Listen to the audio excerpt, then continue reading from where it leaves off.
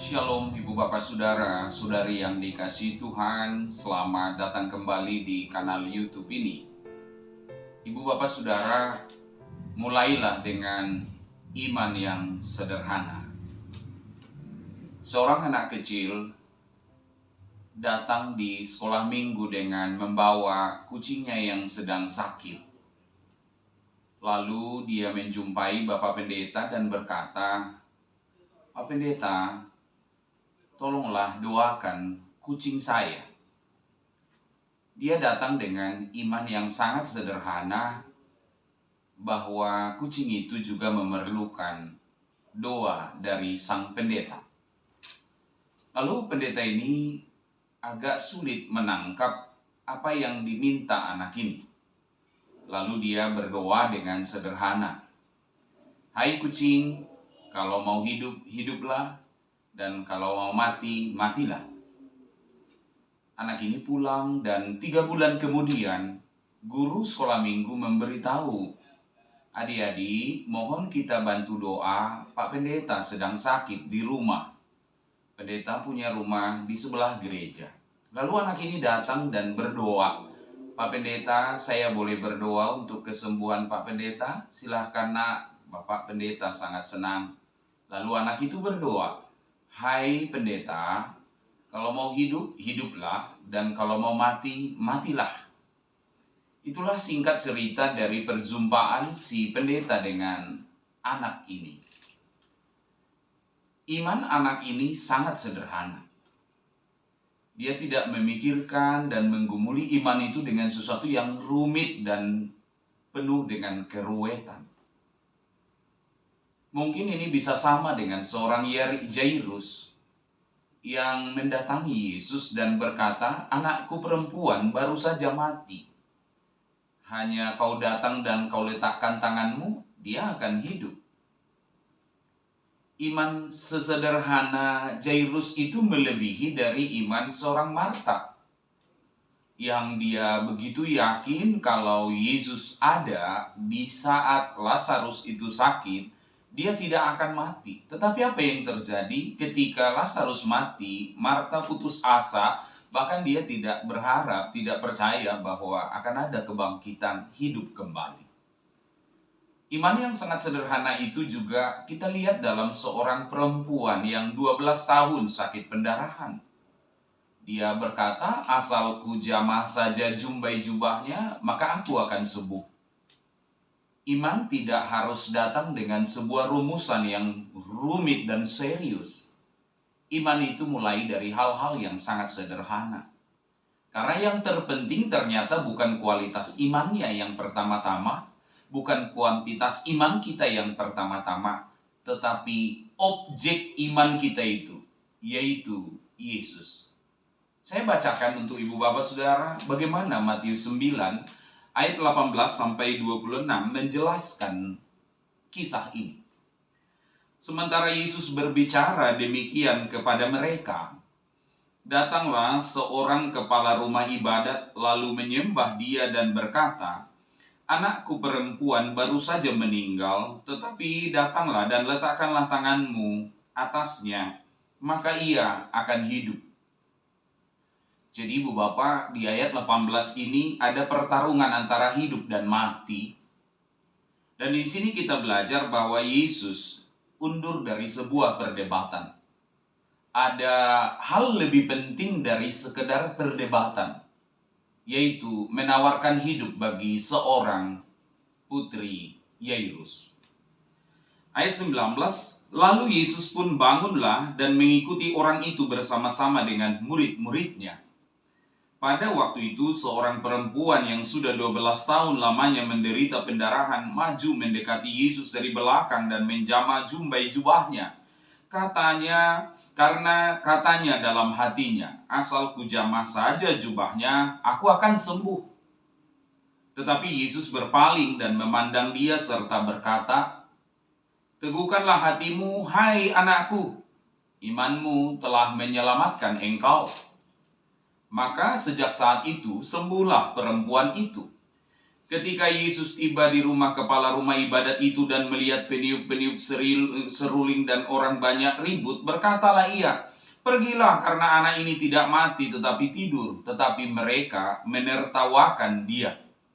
Setelah orang banyak itu diusir, Yesus masuk dan memegang tangan anak itu, lalu berbangkitlah anak itu.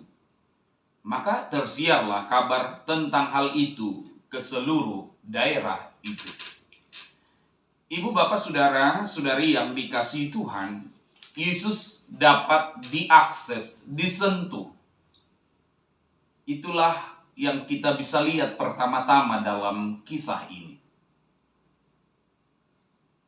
Yairus mendatangi Yesus. Agak berbeda dengan Nikodemus. Kalau Nikodemus datang secara tertutup, diam-diam pada malam-malam. Tetapi kalau Jairus, dia seorang pemimpin rumah ibadat, pemimpin sinagoga. Dia tidak peduli dengan apa kata rekan-rekannya terhadap dia. Tetapi kebutuhan itu menyingkirkan ketakutannya, menyingkirkan segala apa yang menghalangi dia. Semua hari ini kita digerakkan oleh kebutuhan kita akan Yesus. Bahwa sebenarnya kita sudah seperti putri Jairus. Bahwa kita sudah mati karena dosa-dosa dan pelanggaran kita. Tetapi oleh iman kita diselamatkan. Itulah yang terjadi ketika kita membedakan Nikodemus dan Jairus di sini. Dan apa yang terjadi ketika kita lihat di ayat 19, Yesus bangun dan mengikuti orang itu. Antara otoritas Yesus berhadap-hadapan dengan kepekaan Yesus. Antara kuasa Yesus berhadap-hadapan dengan kelembutan Yesus. Antara kedaulatan Yesus berhadapan dengan keterbukaan Yesus. Dan antara keagungan Yesus berjumpa dengan kasih sayang yang besar dari Yesus. Maka ibu, bapak, saudara, Tuhan dapat disentuh oleh iman kita. Dan kemudian di ayat 20 bahkan berlanjut dengan bunyinya seperti ini. Pada waktu itu seorang perempuan yang sudah 12 tahun lamanya pendarahan, sakit pendarahan. Kita bisa bayangkan 12 tahun sakit pendarahan itu semua tenaganya berkurang, semakin lama fisiknya semakin lelah. Bahkan yang lebih parah, orang-orang yang sakit seperti ini dianggap najis dari hadapan orang-orang Yahudi. Tetapi lagi-lagi iman itu sangat sederhana.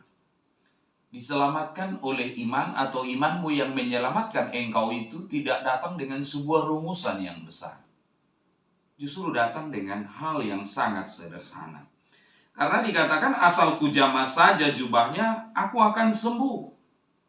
Dari sini kita belajar, Yesus dapat disentuh bahkan oleh orang-orang yang tidak tersentuh. Bahkan kemudian di ayat 22, Yesus berpaling dan memandang dia. Di sini kita belajar bahwa Yesus tahu apa yang di belakang dia. Walau kejadian itu di belakangnya, Yesus mengetahuinya. Walau kita di belakang dia, dia tahu apa yang terjadi dengan kita. Bahkan lebih dari itu, dia menamai kita, hai anakku. Bahasa di sini, hai putriku kepada perempuan ini. Kenapa dia disebut putri? Karena Tuhanlah yang menciptakan, dia yang menciptakan iman itu ada pada dirinya. Dan kita lihat di sini bahwa apa yang disebut oleh Yesus, imanmu telah menyelamatkan engkau, bahwa ternyata pemulihan sejati adalah pemulihan rohani. Tidak sekedar pemulihan fisik. 10 orang kusta disembuhkan oleh Yesus secara fisik, tapi hanya kepada satu orang yang datang kembali itu, dia berkata, imanmu telah menyembuhkan. Maka pertama, pesan kita dalam khotbah ini adalah mulailah dengan iman yang sederhana. Dan yang kedua, berilah tempat kepada dia. Karena di ayat 23, Yesus tiba di rumah kepala rumah ibadat itu dan melihat peniup-peniup seruling dan orang banyak ribut. Dia berkata di ayat 24, pergilah, kasih ruang, kasih tempat. Karena anak ini bukan mati, tetapi tidur. Tidur alami. Maka kematian sifatnya sangat sementara. Kebangkitan menantikan kita. Namun ketika kita lihat di sini, orang-orang mencemooh dia.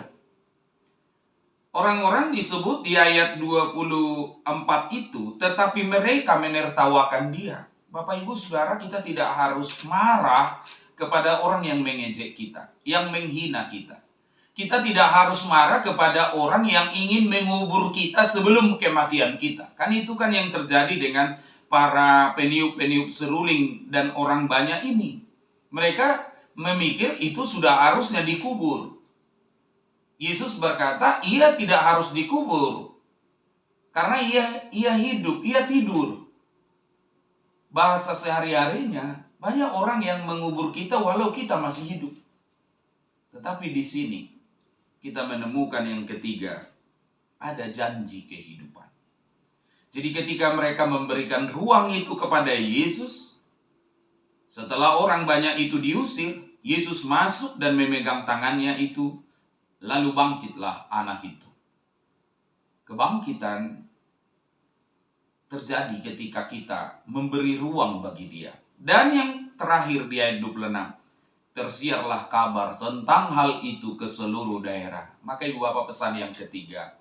Pertama, mulailah dengan iman yang sederhana, berikanlah tempat bagi dia. Dan yang ketiga, hiduplah. Jangan mati lagi.